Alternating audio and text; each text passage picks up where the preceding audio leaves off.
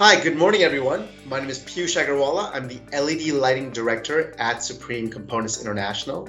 I'm very excited to co-partner with Inventronics today to bestow some of the latest products and services, along with them providing their latest, greatest roadmap for 2021 and beyond. Today, what I want to do is I want to quickly, just very briefly, give an SCI introduction, and then I'm going to turn it over to Mr. Alan and Mr. Sanjiv to then discuss the Inventronics roadmap and products and services that they carry. All right, so Supreme Components International, we are a globally franchised distributor of electronic components serving nearly 3,500 customers across the globe with 120 different franchise lines.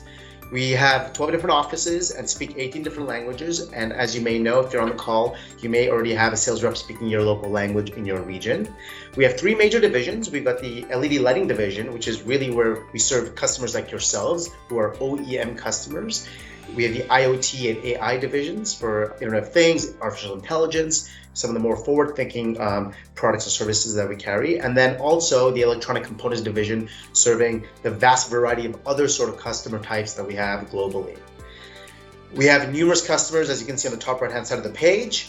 And just a quick note I want to mention is about our awards and accolades. We've been very fortunate enough to receive this year the top 50 best enterprising companies now 8 years in a row. That really represents the sort of company that we are based on recognition from the Singapore government about the qualitative and quantitative metrics and the sort of brand reliability that we provide to customers like yourself. So if you are a paying customer, we thank you so much for your services and also for your help in trying to help us grow us as a small and medium-sized enterprise. Thank you so much. One last note about this is that we also are ranked in the top 50 distributors according to Source Today. You can see it says in one of the logos here by Source Today the top 2020 distributors and 2019 distributors. So if you want to look into what Source Today has to describe Supreme Components as, please go do that yourself by going to their website. So thank you.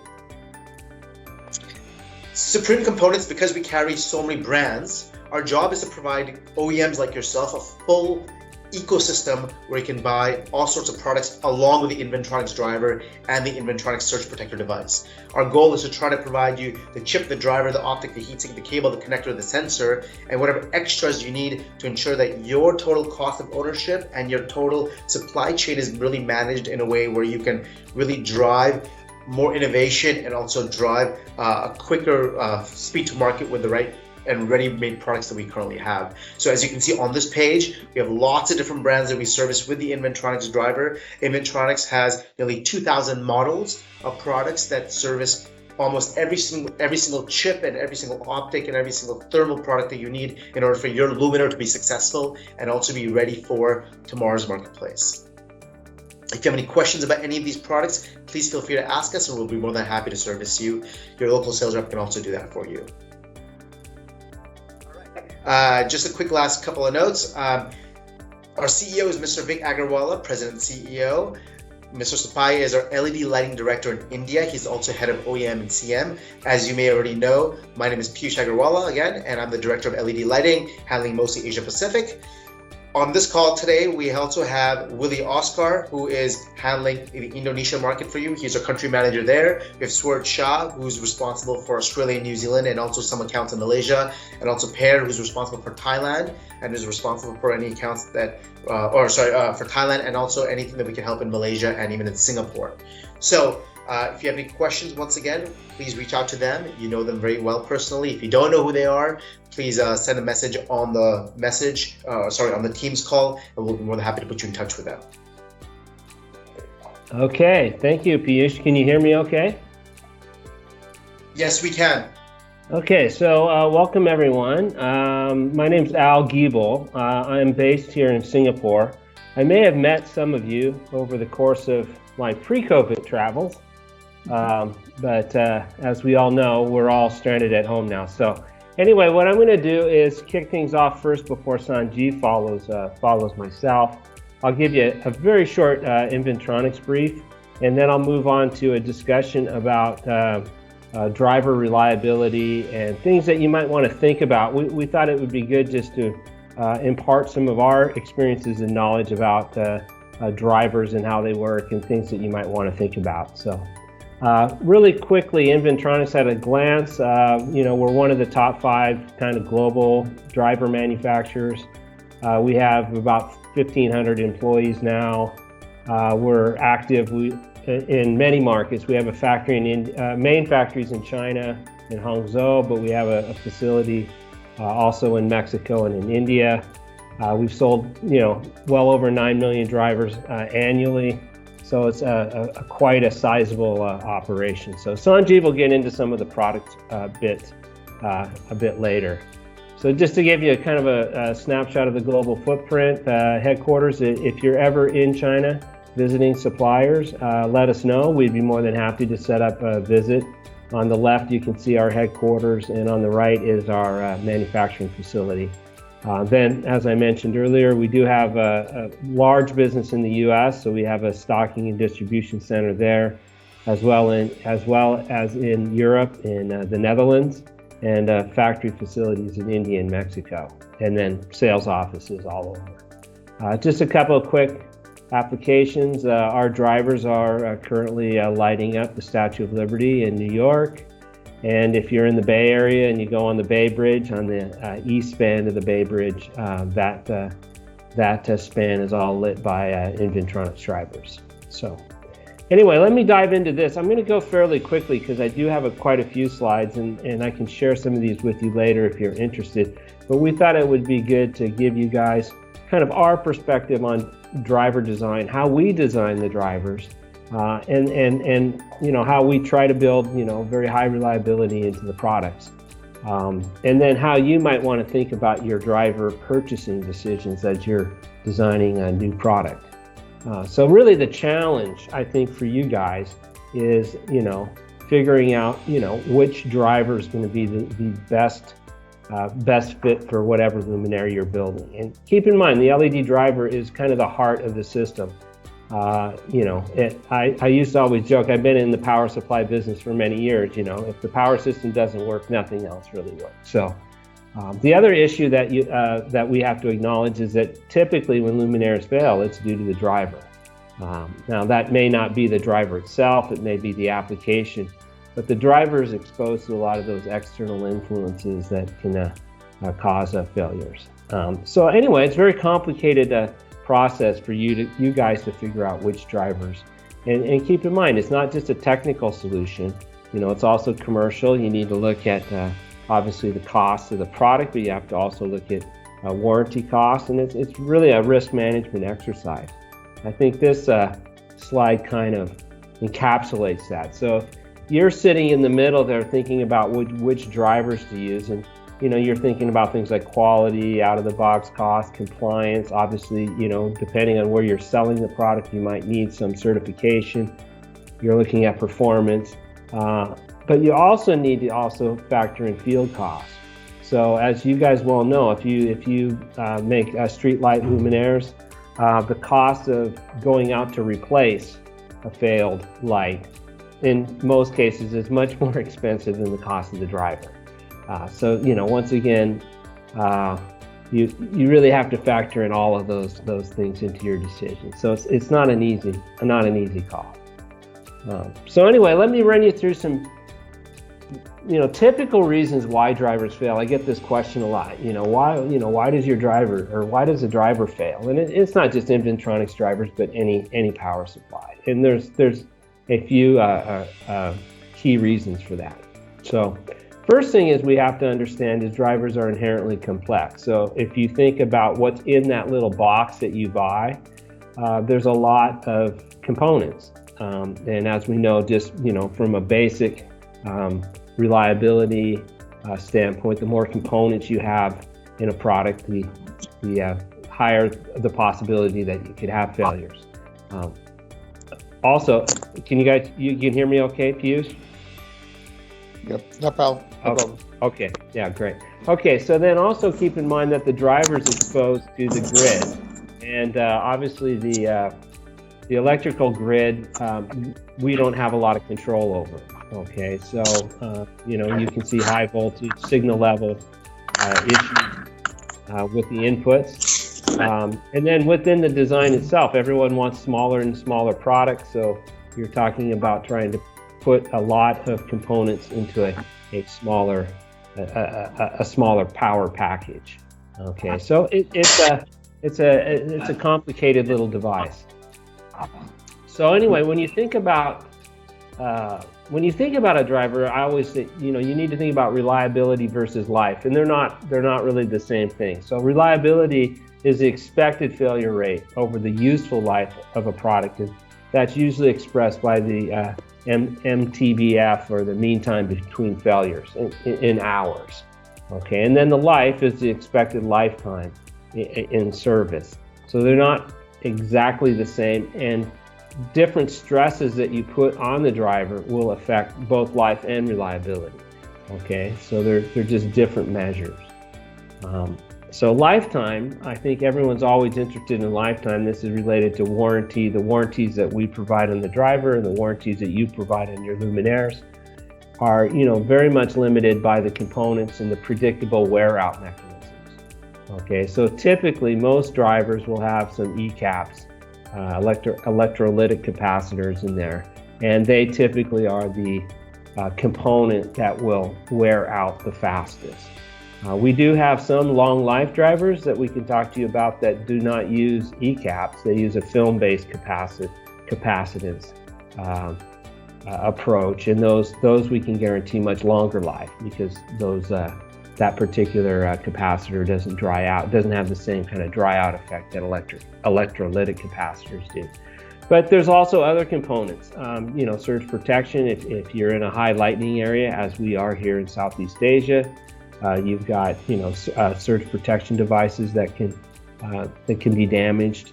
Solder joints. If you drop the driver, if you have any kind of thermal or mechanical shock, you can cause failures that way as well. So anyway, I'll walk you through a little bit on how we look at this and how we think we do well to build a very highly reliable driver. Okay, so when you think about life and reliability, they're going to be impacted mainly by these three stresses. And so I think as you build your luminaires, you need to think about this as well. So there's electrical stress, there's thermal stress, and mechanical stress. Okay, especially in the area of thermal, which I'll go into in some detail, your luminaire design can have a huge impact on the thermal performance of the luminaire itself, and as an extension, the thermal condition of the driver. Okay, so these three stresses are the key things that you always need to be thinking about as you're designing, and some of them are environmentally impacted. Obviously, if you're designing a light for the northern hemisphere, maybe in the Nordic area, then you have lower ambient temperatures, and that's going to have a huge effect on your thermal conditions. If you're designing in, say, Singapore, that has probably the best electrical grid in the world, electrical stress from the grid is going to be minimal. Whereas if you're in India or some of the other developing countries, you can have, really radically crazy electrical conditions coming off the grid. So these are things that you'll have to factor in. And we do actually design and build in India specific drivers that are built for the Indian market that take into account some of those electrical conditions. So anyway, let's talk about electrical stress. So, obviously all electronic components, are rated to a maximum voltage. So if you surge it, or if you have a sag or a swell, that will definitely impact those components. And so even nearing those limits, sometimes you don't necessarily have to exceed them, but just nearing the limits will have an impact on the life and reliability.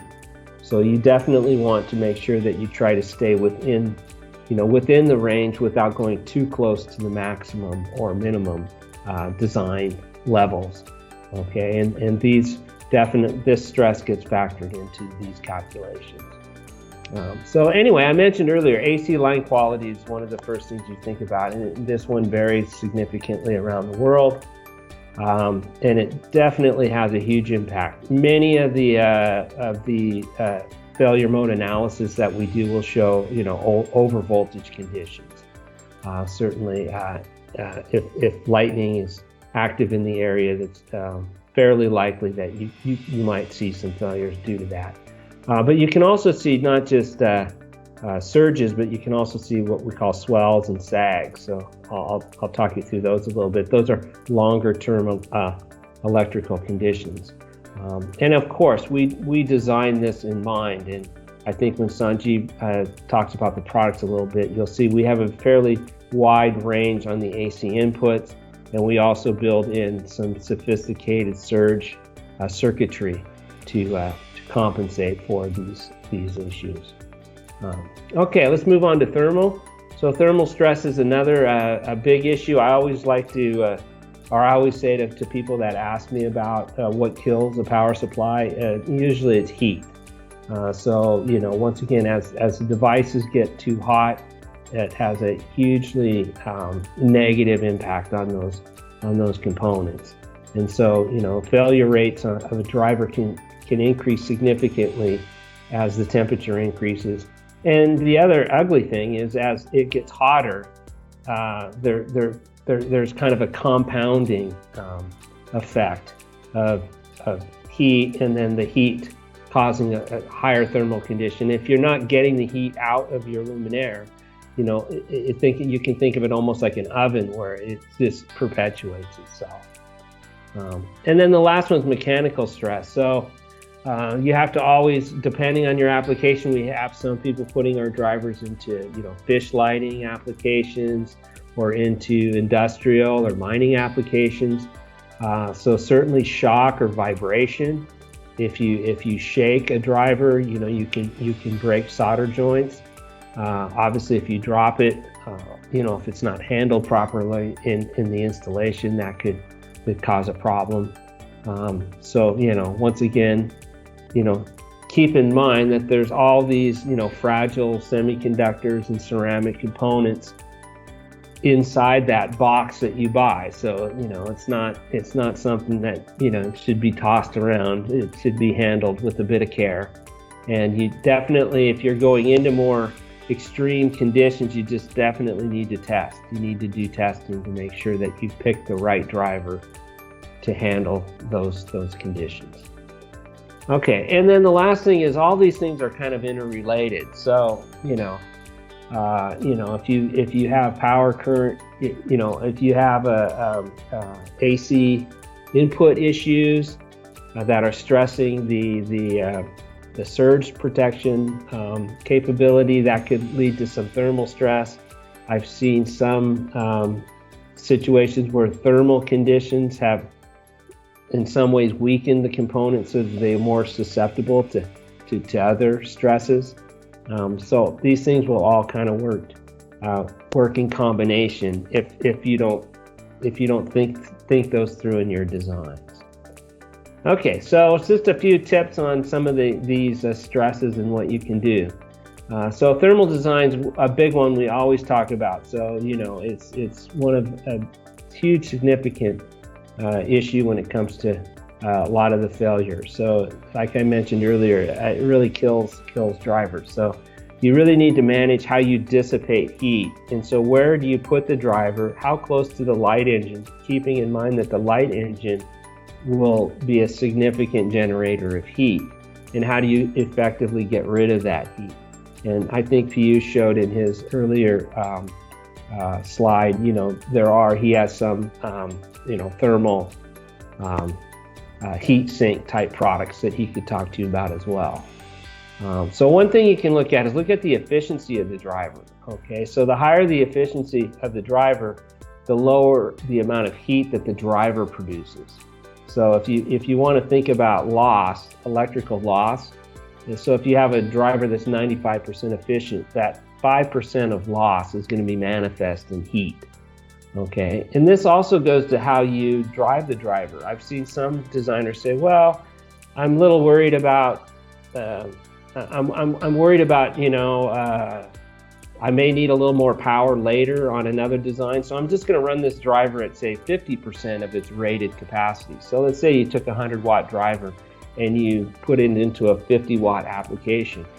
That driver is is going to be significantly less efficient at 50% of its rated output than it would be at what we would recommend is at 80% of its rated output. So we would recommend 100-watt drivers should be running at around 80 watts. So by going lower, you would want to test that in your lab to see, well, what is the efficiency of that driver at that lower rated capacity output level. And if it's significant, then you need to factor in, okay, well, if it's not the 95% efficient, but it's 85% efficient, you would have to think through the thermal impact of that. And so the fact that you would have to dissipate more heat. So anyway, there's 3 ways to get rid of heat from our driver. You'll get some dissipation through convection, you'll get some through radiation, and you'll get the most of it through conduction. So we always say you need to have a good conductive path on the driver. So if you think of, if you see this as a okay. So if you see this as a driver, you'll notice there's no standoffs below this. We always suggest mounting the driver, and pairing it, flatly onto a conductive surface. So, that could be an aluminum plate. Aluminum's very, very good conductive material. So you want to find a way to conduct that heat out. Okay, so conduction is really the primary form of cooling. So I've seen other designs where people try to put the driver with standoffs, so it's standing off of the surface, thinking that airflow will go below the driver. But if it's inside a luminaire, once again, you kind of created an oven type environment, and so that is not going to be as effective as putting it flush to that. So you could actually use your luminaire. If it's within the luminaire, you can actually use that as a potential conductive path. Okay, so anyway, always think conduction over the radiation and convection. Okay, and then of course don't ignore your light engine. So once again, I've seen drivers that have been basically designed to be right on the back of the light engine. Okay, when the light engine, it's also generating heat. So if you can isolate these components, the more you can isolate them, the more effective you'll be at dissipating heat. Obviously, that factors into your wiring and all the other kind of design considerations that you have to make. But so the more isolated you can get the power supply away from the light engine, I think the better opportunity you'll have to have a much better thermal design. Okay, so anyway, this is just a little bit on, once again, within a chassis, you've got case temperature, you've got thermal, the ambient air temperature within, and then once again, we're recommending mounting that. If you look at the yellow part, you're mounting it flat to create a conductive path, and that'll be the best way to take that heat out of that design. Okay, another issue we pay a lot of attention to, and you should too, depending on your application. But most of our customers, or many of our customers, are designing outdoor product. So when you're outdoor, you need to think about moisture and protection. And so moisture can be a big challenge. Obviously rain. We've had a few customers using our drivers in fish lighting applications, extremely challenging. To be on a boat with rain and the conditions at sea. Thermal cycling can be an issue, in these types of applications as things are going from hotter to colder. So one of the things that we do is we pay a lot of attention to our potting material, and I'll show you some pictures of how we pot, and also how we do the potting process in our factory. And then the mechanical design is also important. So anyway, to prevent ingress, and this is for any power supply, potting is going to be one element. We use a silicone encapsulant. I think you'd want definitely to fully pot. You wouldn't want any air bubbles or any places where water could sit inside that driver. And then, once again, you might want to ask your suppliers, well, how do you do that in your production process? And I'll show you how we do that. And then obviously look at the IP rating. So anyone that's claiming IP 66 or 67 is going to have to test to that standard. Okay, so if you look at an Inventronics driver, I think one of the things you'll notice is the way we put our case together. The screws are actually outside the case body, right? It's not in the case. So a screw in a case on the bottom, or to mechanically put a box together, would be a great place for moisture ingress. Another great place for it too is around the wiring, and so we also use grommets that try to kind of fully waterproof those connections, because water will wick into that, and that's part of that thermal cycling. Is as the driver cools, it heats and cools, that you can actually create a suction situation where you take something hot and you cool it. As it cools, it has a possibility of sucking moisture in. So you definitely need to take that. Now that's something that your driver manufacturer should do. So as you're evaluating drivers, you should ask the supplier, like, okay, are you fully potting? What kind of potting material are you using? How are you dealing with your wiring and your mechanical design? These are questions that you should want to think about. And so this is just some pictures of our potting chamber. So if you look at, we've spent a lot of time on this because we've found over the years that this has a huge impact. So we do an autofill initially to 60%, and then we put it into a vacuum chamber that will basically suck out the air, and then we'll autofill the other 30, and we'll vacuum chamber it again, and then we do the last 10. And we also have a shaking, I don't know, I can't run this video, I don't think, on this particular presentation, but we also have a shaking mechanism that helps shakes the air bubbles out. So this is just an example of some of our competitors. So you can ask about, what type of potting material. And so this is our silicone. So if you were to open any of your drivers, you would want to see something like this. Very smooth, not rough, and clearly dense. That's going to give you the maximum amount of protection from the potting side. And keep in mind, the potting material is also a part of the thermal design. So, we have some customers say, oh, just send me an open frame driver, I don't need it potted. And we really can't do that because, once again, the potting material also acts as a thermal path within the driver. So all of our, kind of reliability and lifetime calculations are based on having that potting.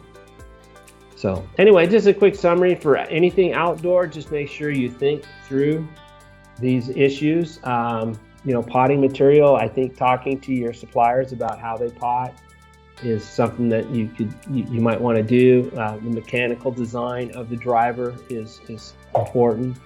And then also, just proper installation. I know in Europe, a lot of times they'll take lower IP drivers for street lights and they'll put them into IP 67 fixtures, which it can work, but you need to be quite confident in the performance of the fixture. So these are just things that you want to factor through. Okay, a little bit on surge. So I'll speed up here because I'm running out of time. So AC, like I mentioned earlier, a lot of AC line quality issues. So, we need to keep an eye on how we manage surges, swells, and sags. So a surge is a very short duration spike on the AC line. Lightning can induce this, or it can be induced by a poor grid, or it could be induced by different devices going on and off the grid. So if you're near a factory that's turning on motors and other things, you can have spikes. But not all surges are the same. So you need to think about the peak, the duration, the impedance of the source, and then the number of strikes to withstand when you think about a surge.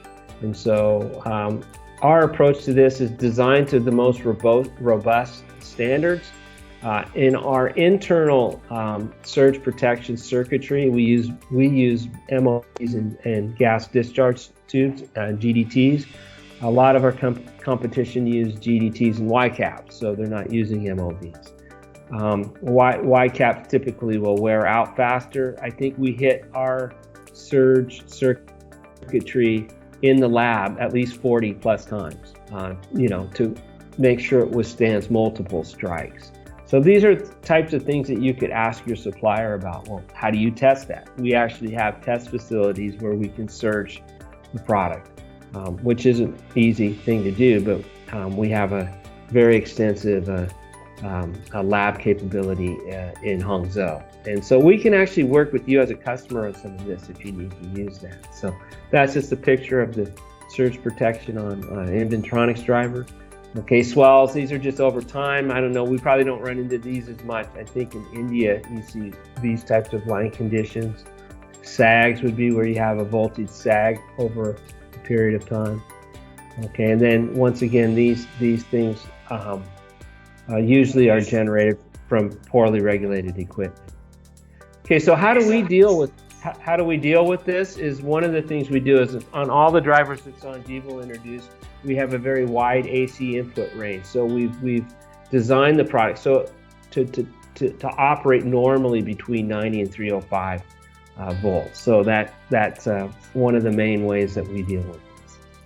Okay, I'll skip this, and that's going to be the last one. So I can hand it over to Sanjiv, or if there's any questions, you can get them to me on the chat. Just a quick note, sorry for Alan, and I guess the rest of the group. So we do have a quick pulse question survey that we're sending out. Sorry, I don't know if you guys can hear me clearly, but we do have a quick one question poll that we're going to be sending out just to kind of get some immediate feedback about how we can improve during the presentation. So we'll be sending that out right away. If you could just take literally 30 seconds or 20 seconds to fill that up, we'd appreciate that. And then we'll continue and we'll pass it on to Sanjiv. Thank you so much. It's getting sent right away. Okay, Sanjiv, you're up. All right, guys. So let me share my screen here. Sanjiv, you can continue, please. Thanks, guys. Good to talk to everybody. I cannot see everybody's faces, but I suspect that there's a lot of people on the call who I have, like I said, like Alan said, we've met in person during the good old days when we could still travel. I hope to see you guys soon, and hopefully these tough COVID times will be behind us pretty quickly, and we can get back to life as normal. So I want to focus on the product families that Inventronics produces. As Piyush mentioned in his initial introduction, we have over 2,000, maybe 2,500 plus driver models. And what we have tried to do over the last couple of years, actually starting 2018, 2019, is to try and consolidate a lot of the driver lines by bringing in a new product family called the EUM family. So first couple of slides, it basically talks about the different product lines. And if you see here in the outdoor mid-power segment, we have EUM, EUP, EUG, EUD, EBS, EDC, EM. We have a lot of different product lines. And then in the high power, we have EUD and EFD. And in constant voltage, we have the old EUV, and we have EBV, which has been introduced a few years ago.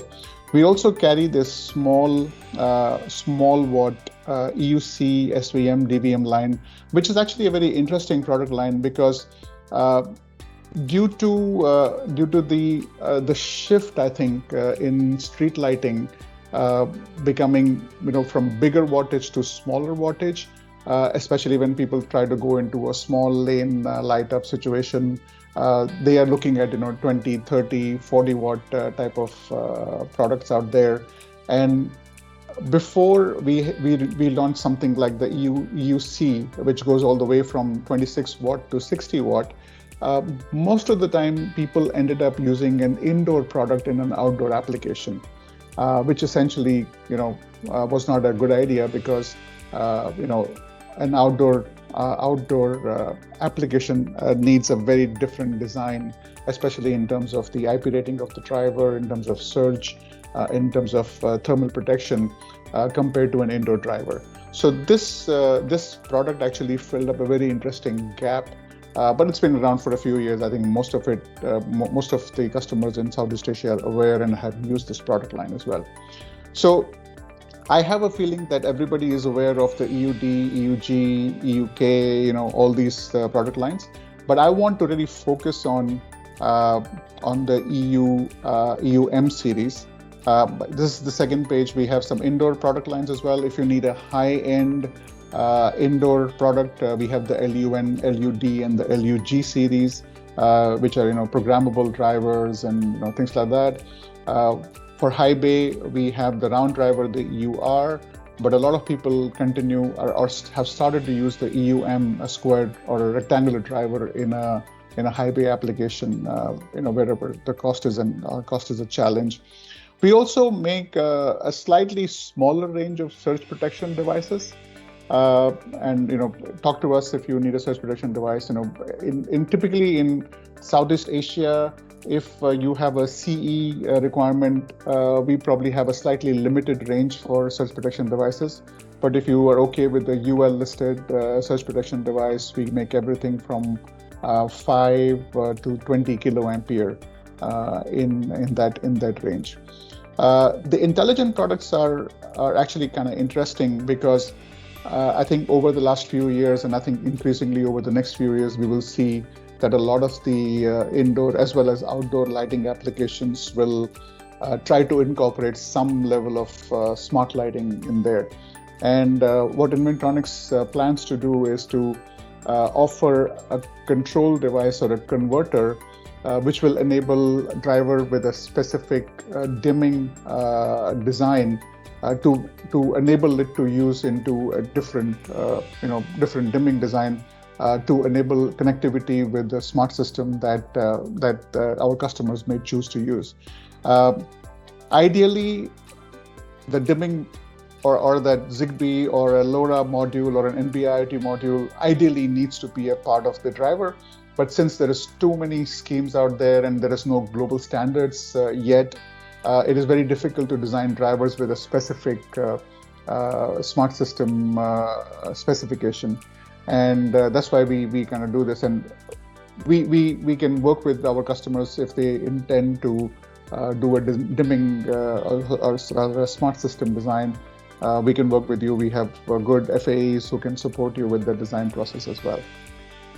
So now diving into the EUM product family, basically this is something that we kind of started to launch sometime in, I guess, early 2019, late 2018. And now we have a fairly extended family of EUM products. If you see here in the bottom, we have the EUM DX and MX, which is basically a programmable driver which you can program with a wired programming device. And we have the NFC programmable device, which is called the EUM LX or the BX series, which is wireless programming. The interesting thing with this driver is a couple of things actually. I mean, I probably have those in the later slides, so let's move on. Kind of covers really the entire spectrum of wherever you need a lighting solution. As Alan mentioned, our focus is very strongly on outdoor, and we do products from low power, mid power, high power. We also do products which are low voltage, mid voltage, and high voltage. So if you go to some of our competitors, you probably will not find that entire spectrum of output voltages or output currents, whereas we can support probably almost all of it. So we support all these type of applications. So here are some key specifications on the EUM DX and MX series. Why we club these two together is because both of these are 5-year warranty products, and they are, as I said earlier, wired programming devices. But the generic specs on this one and the LX and BX will be fairly similar. So if you see, we have a fairly wide wattage range from 75 to 240. We recently introduced a 50-watt driver as well. Input voltage is 90 to 305. So this is very critical because in Southeast Asia, typically the grid power is not very stable.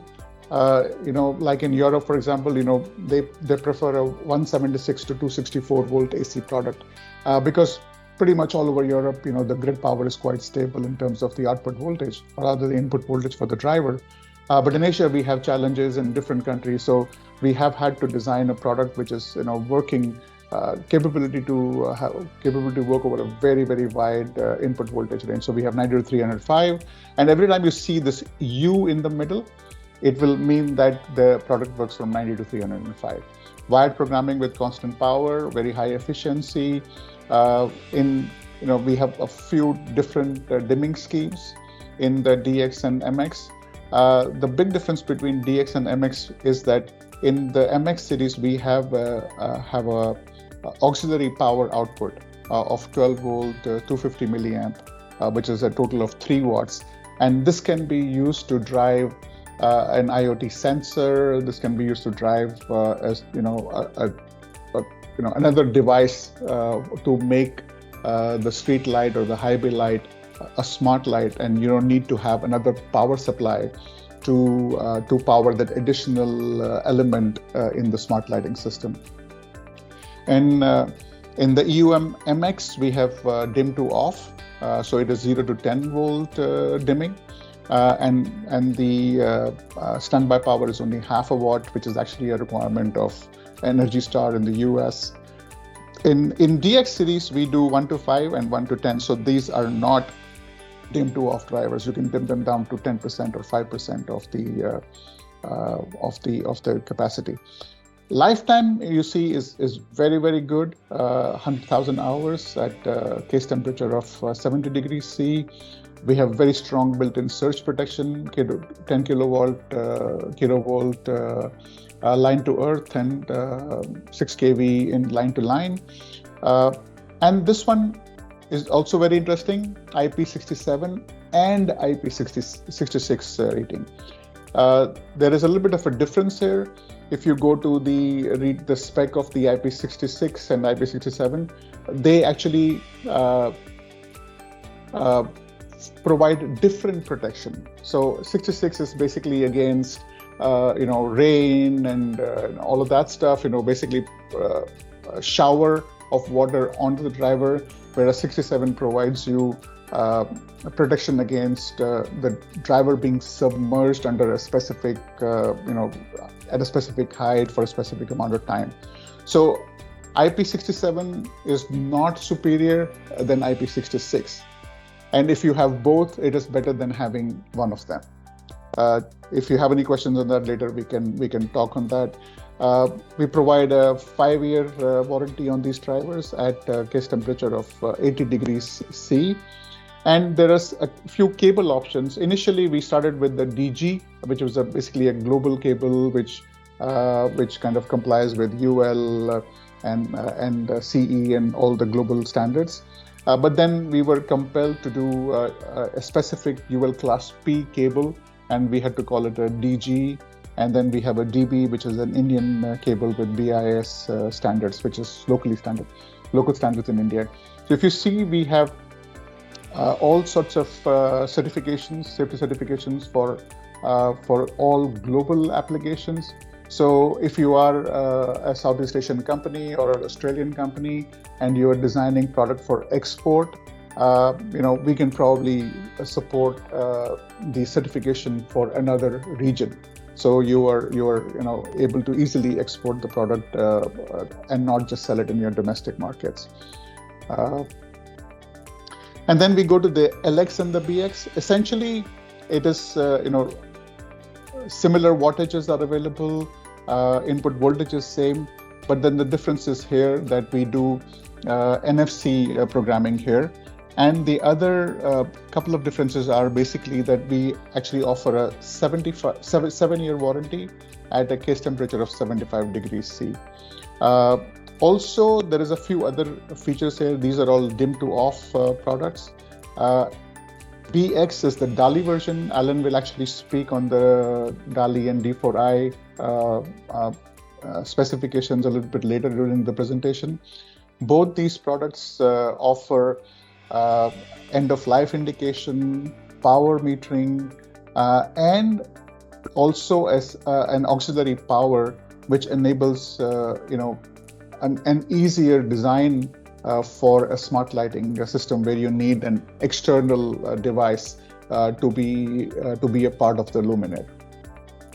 One very interesting thing we did with the EUM series, which actually is not mentioned over here, is that when you are manufacturing the luminaire, there needs to be a high pot test on the manufacturing line. In our earlier products, we had a nut which had to be removed, which was a grounding nut, which had to be removed during the high pot testing process. In the EUM series, we have actually removed that nut, and now which basically has kind of speeded up the manufacturing process by maybe 20-30 seconds per luminaire on the manufacturing line. Doesn't seem like much, but when you are making a few thousand luminaires a day, that adds up to a little bit of an additional speed on the manufacturing line. So a quick kind of chart representation of what we just talked about: DX, MX, LX, and BX. We have aux power in these three. We do not have them in the DX series. Here is a comparison of the size. They are all extremely compact, even compared to our previous series, which if you see here, if you have a 150 watt driver, our EUM 150 is anywhere from 20 to 60% more compact compared to our earlier products. But bear in mind, if you look at the EUD series, Alan during his presentation mentioned that we have a EUD series product line with no ECAPs, 10-year warranty products. So, as a part of that additional warranty, you need to have a better thermal design. You need to have more spacing between components, and typically that's why EUD, the long life one especially, is a slightly bigger design than the EUM. So this is just a representation of how much design has improved over the years, that with the EUM 150, which is considerably smaller than the EUG 150, we can still do about the same lifetime in the two designs.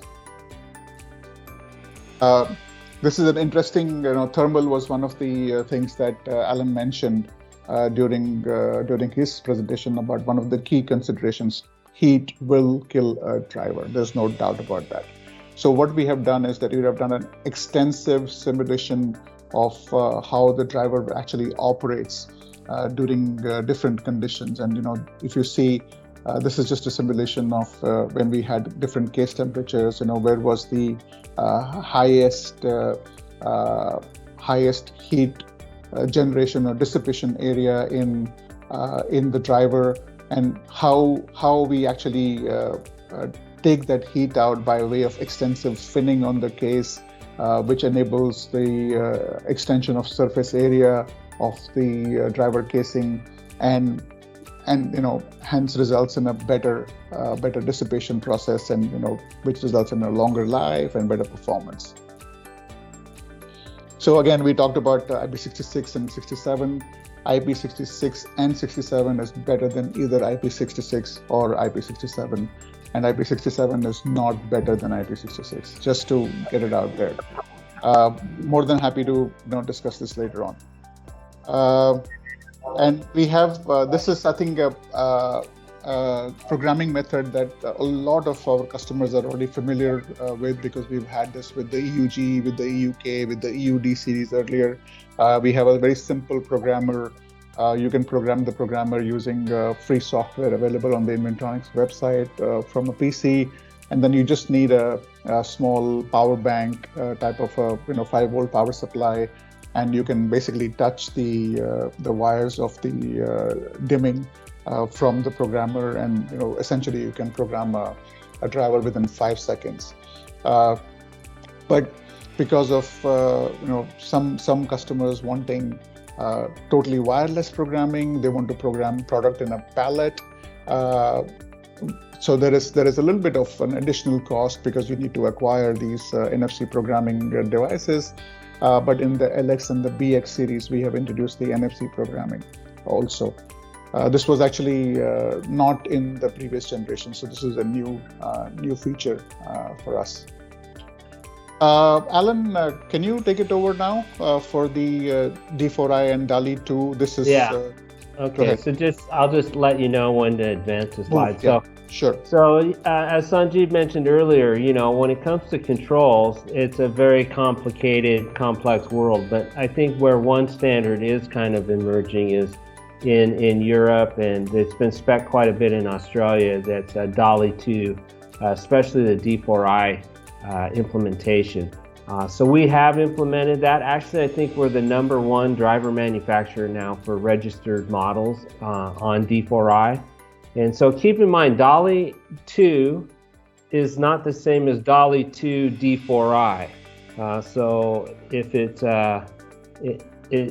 just DALI 2, then that's more similar to the old DALI. So the original DALI 1, or the original DALI, is a control scheme where you could dim the driver, you could communicate with the driver, but you couldn't get anything back from the driver. So basically, this the implementation of DALI 2 D4i is within the driver, and you can kind of see some of the D4i requirements and certification features.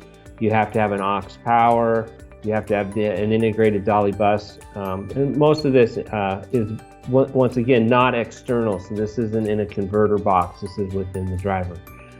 You need energy reporting and diagnostics and maintenance capabilities. So Sanjiv, next slide. I think there's a picture of the drive. Okay, so this is just a little bit, let's go to the next slides better, I think, in terms of, so all of these features that you can see in this slide are incorporated into the driver. Okay, now one thing that I do think can be a bit confusing is DALI 2 D4i is an interluminaire communication, system. So if you would want to get that information outside the luminaire, say back to a control center, you would still need to implement some type of a communication systems to do that. Whether that's public wireless, or whether it's LoRa, or whether it's Zigbee, or any one of a bazillion other communication schemes, you would still have to think through that. But within the BG version, so if we have the BG version implemented, basically it comes certified with DALI 2 D4i, and once again, it's compliant with all of those standards. So you can look at things like power factor, efficiencies. You can look at power quality type data, and you can pull that data out, right? So you can communicate to the driver and get information out. So next one. Okay, so I just wanted to also mention that there's also another a built-in control scheme that we offer right now, and that's actually available on a lot of our current products, and that is a digital dimming scheme that's proprietary to Inventronics. So if you're using a lot of Inventronics drivers, you may be able to implement this without going down the DALI path, and you can get a lot of the similar capabilities through that. So basically, we would define a UART communication protocol that we would provide to you, as well as all the manuals it would take to implement. And then through that, you can do, if you go to the next slide, Sanjiv, I think it lists out the the capabilities. So yeah, basically in the Inventronics digital dimming scheme, you can look at driver health, so current outputs and voltages. Internal, you can actually look at internal temperature, which if you're in a high temperature environment would be hugely useful, because it's a lot more useful than just case temperature or the ambient temperature. You can do power monitoring. You can set timing on the lamp and the drivers. So there's a lot of kind of capability that you could pull out of that. So if you're interested in this scheme, let us know through Supreme. Some of our drivers, even some of our legacy drivers, have the capability to turn on digital dimming. It wasn't something that we were offering, but it actually comes through the programming capability. It's a little bit of a proprietary Inventronics scheme, right. So Well, it's totally proprietary. Yeah. So once again, it's another option. But as Sanjiv mentioned earlier, there's nothing in the roadmap that's saying, we're going to implement some Zigbee solution inside the driver. There's nothing that I've seen yet. No. I know, for example, on indoor drivers, some driver manufacturers have implemented Kasambi as an internally a capability that's built into the driver. We don't have a plan as far as I know. Now, there may be some advanced research going on that I'm not aware of that is looking at that. Because we know, control, everyone's asking about control. And I think sometimes it's not being used. It might be just put in the spec. So it becomes kind of, I need to comply to the specification. Okay, I think that's the last one. Is there one more? Yeah, this is just a okay. Yeah, this just I mean, obviously, if you go to a control ready scheme, you can get rid of a lot of external parts that you might need to have. Yeah, basically, you remember I talked about an auxiliary power source available in the driver in the MX, LX, and the BX series. So if you have a traditional LED light, you have the driver, then you have the LED module, which is what it's supposed to do.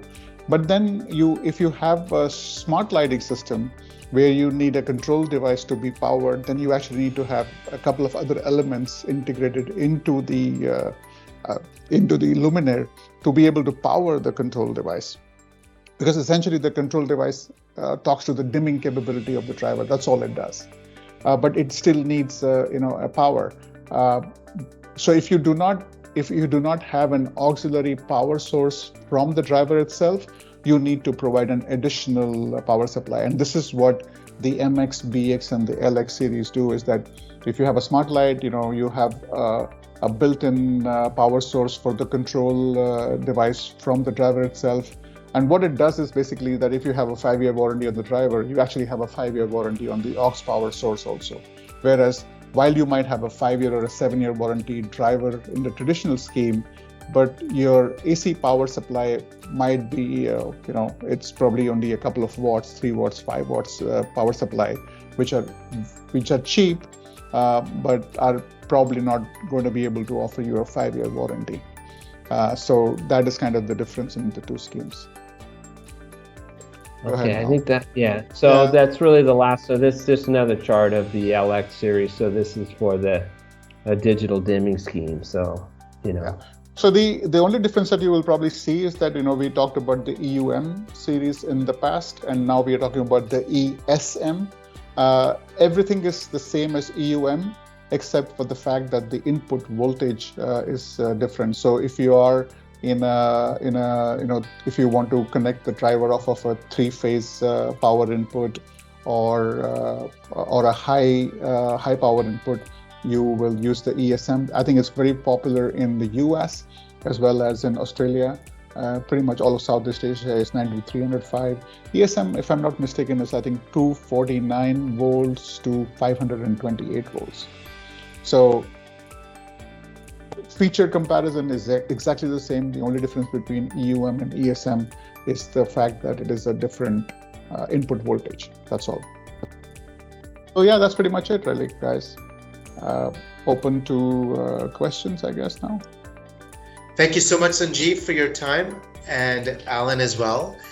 We just want to quickly send, once again, a very short, quick pulse survey, just to kind of get a gauge about what you guys thought of the webinar today. And in addition to that, if you guys have any questions, this is the right time to start asking both Sanjiv and Alan, so we can try to help address anything you may have. I believe a question came in on the chat from Jason about buying about 100 drivers from us, and he does have a question if maybe Sanjiv or Alan can help answer that question, if you don't mind. Yeah, sure. So let me just kind of go through that. So yeah, Jason, I think Suraj already answered one part of the question for you, is that there's no impact on the warranty. Yeah, it is 5 years.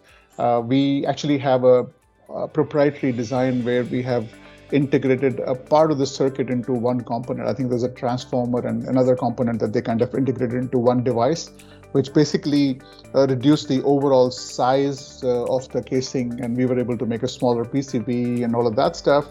And as everybody knows, EUM is a better cost product than the EUG or the EUK as well, right? So it has helped us in the overall cost reduction also.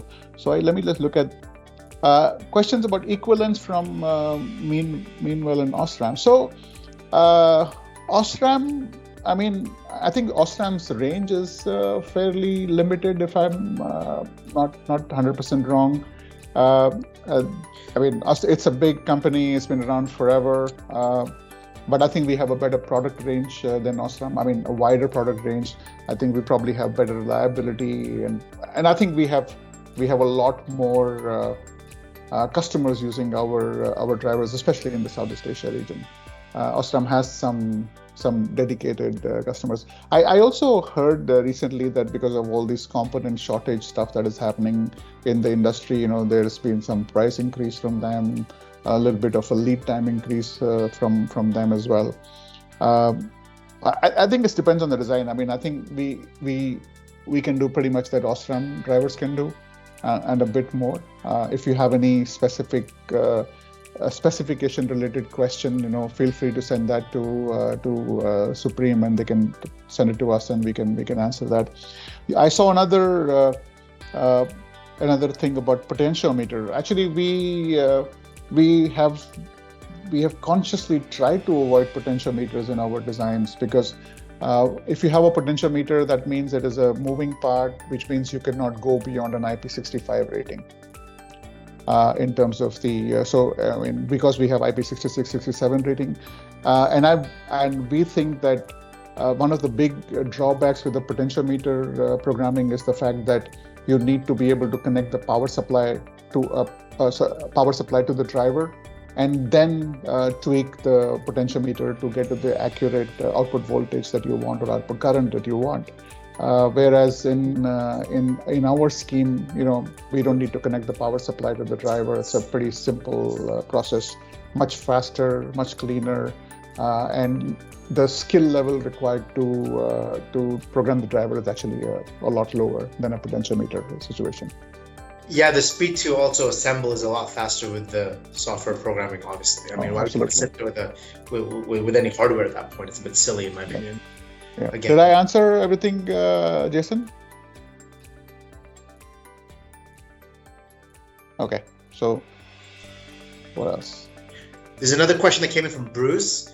Will inrush reduction devices be discussed? We do not have any, we do not make any input inrush devices at all. Whatever inrush reduction we do is as a part of the AC input circuitry of the driver. So no, we don't have any special Bruce, devices. is there a specific question that you might be asking regarding the inrush reduction? You can switch on your mic if you like as well.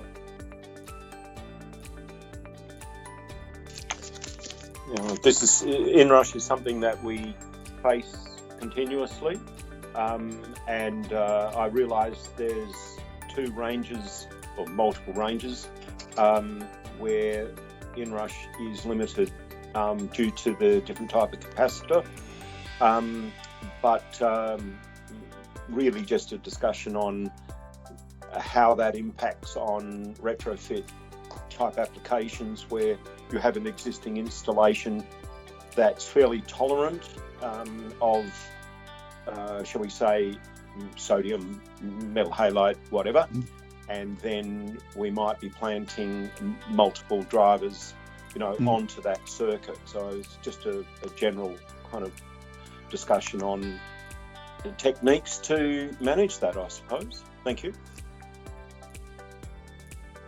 Yeah, and we can get our one of our FAEs to get into an email conversation to kind of throw some ideas out. Any question from customer? Dari Indonesia ada yang pertanyaan, Bapak Ibu?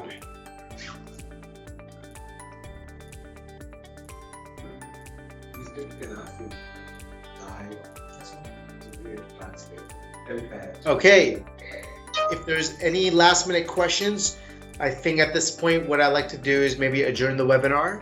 Thank you for everyone joining today's chat, and I hope you guys have a great rest of the day. And again, if you have any other last minute questions, talk to a sales rep. Alan and Sanjiv will always be there if we need to set up a one-on-one Teams call or virtual Zoom chat regarding any any technical questions or any product or service related offerings from Inventronics. Thank you everyone for your time and have a great day. Thank you.